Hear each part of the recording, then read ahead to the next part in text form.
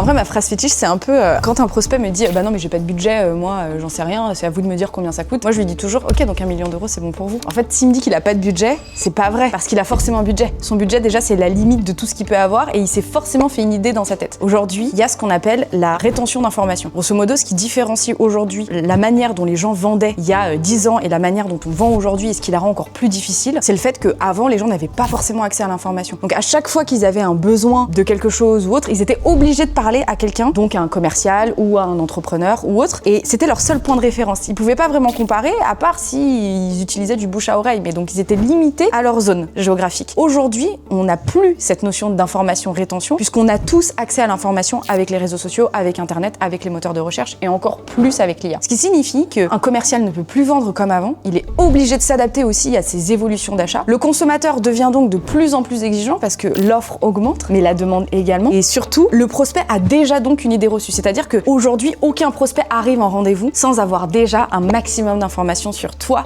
sur l'entreprise ou en tout cas une première idée reçue. Donc quand ton prospect te dit j'ai pas de budget, déjà c'est un menteur. C'est pas vrai. Il a forcément une idée. Et donc moi, comment je dis ça? C'est déjà, je ne pose jamais la question quel est votre budget ou combien avez-vous prévu pour ce projet. Je lui demande toujours deux choses. La première, c'est comment avez-vous construit votre budget. Le deuxième, c'est quelle est la fourchette allouée pour ce projet. Parce que je sais qu'il a forcément une fourchette. Et s'il me dit j'en ai pas, je lui dis toujours donc 1 million d'euros, c'est bon pour vous.